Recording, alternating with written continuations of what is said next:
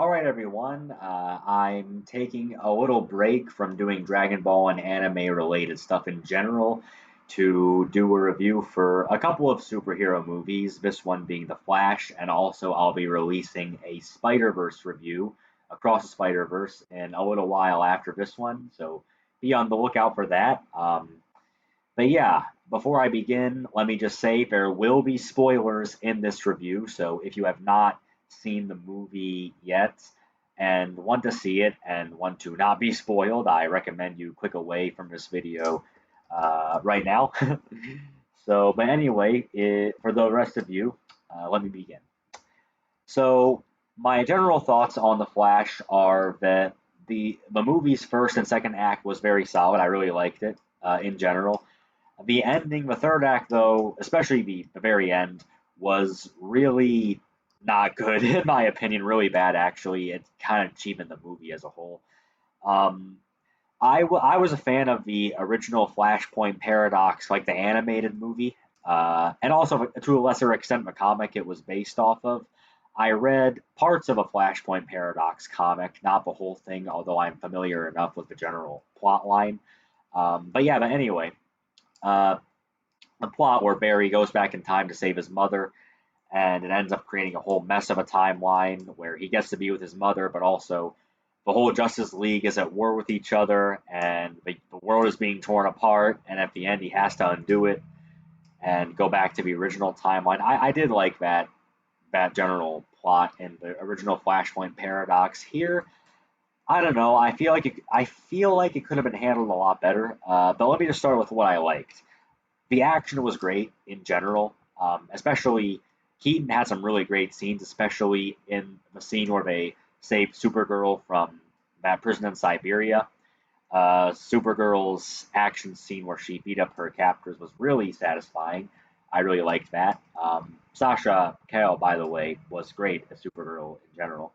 Um, and the ending with where they fight Zod and the aliens, even though obviously I do hate that they lose in the end, but that was great.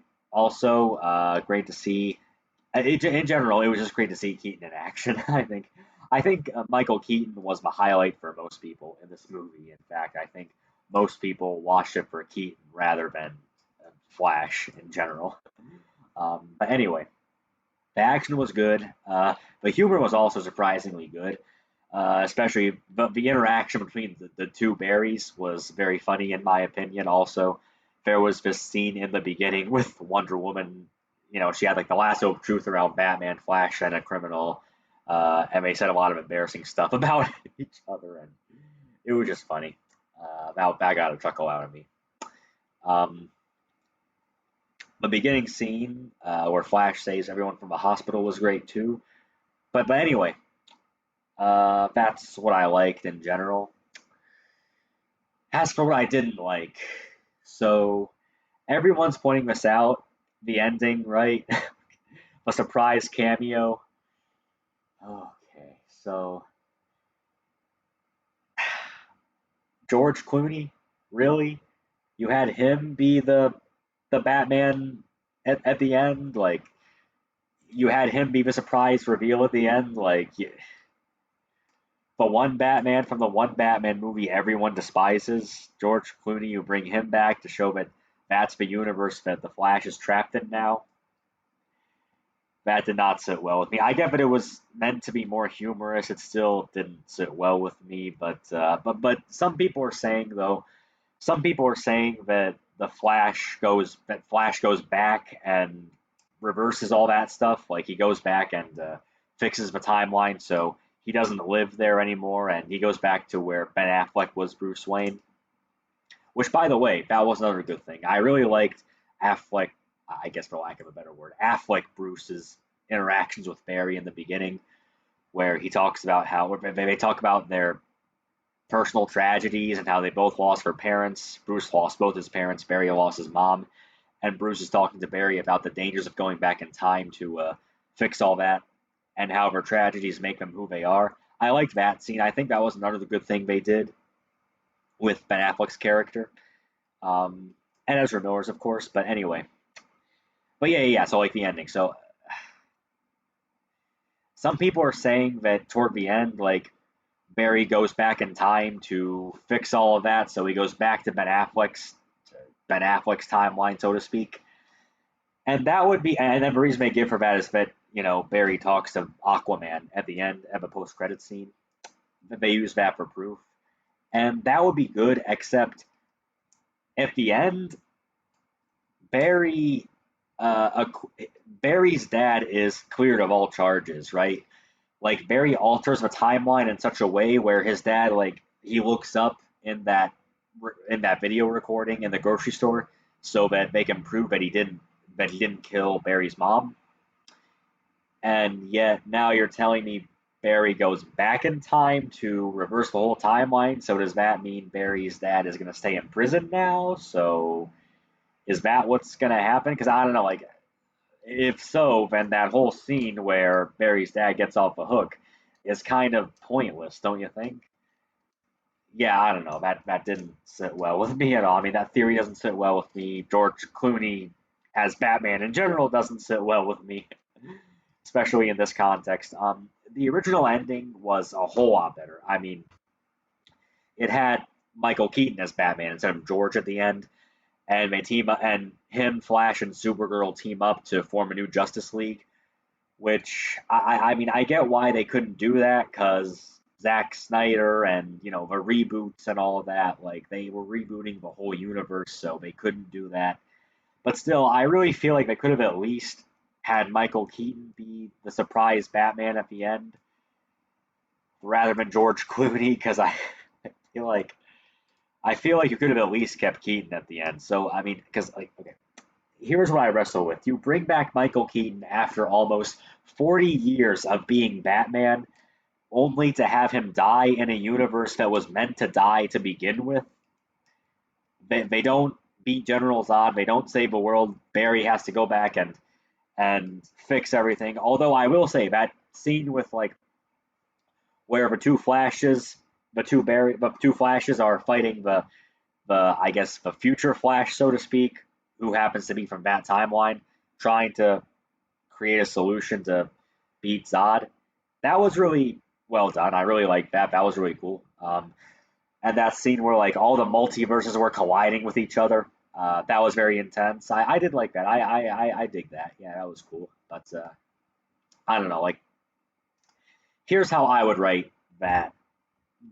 Here's how I would write this movie in general, I guess. And this is just the ideas I had as I was walking out of a theater.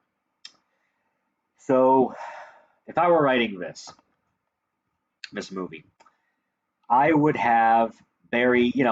He goes back in time, right? But rather than have it be the universes colliding with each other, like where what Bruce says with the spaghetti illustration, I'd have it just be so that Flash creates a whole new timeline with Michael Keaton and Supergirl and all that, and what have you.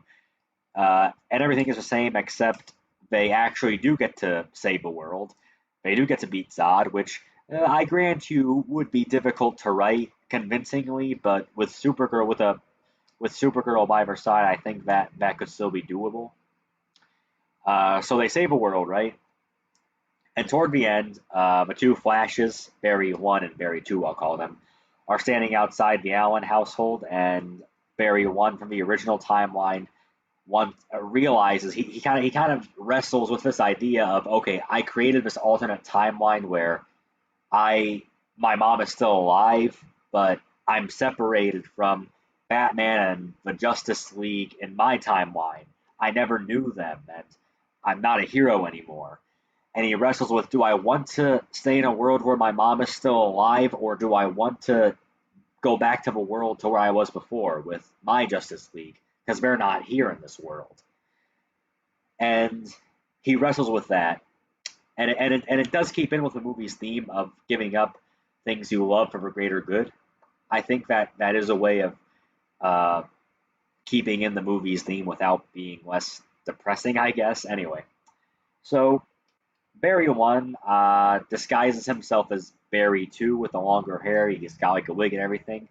Goes back into the Allen household and he says goodbye to his mom one last time, and it's like the end with the grocery store scene, only it's on, in my opinion, a lot less depressing because Barry can actually call his mom and talk to her as his mom, say goodbye to her one last time, and then go back to his own timeline. And he's satisfied with the fact that even though he's not reunited with his mom, that there's a universe where she's still alive, and he's content with that. See, that to me, and I know that's still taking creative liberties with the Flashpoint paradox story, but I figure if we're gonna take liberties like writing out Thomas Wayne entirely, like we can take liberties here. So, and also I feel like that's still keeping in with the theme of a movie, which is just letting go of what you can't control. And I just feel like that would be more satisfying to me. That's all. But yeah, no, this movie could have been a lot better. Honestly, I walked out uh, quite disappointed. It was again solid beginning, solid middle, solid first and second act, but third act ending left a lot to be desired. So yeah, there's my review. I'd give this movie a 4.5 out of 10. Definitely not one of the better superhero multiverse movies you'll see. Now, Across the Spider-Verse, on the other hand, that is how you do a superhero multiverse movie right. And I'll get to that after I upload this one.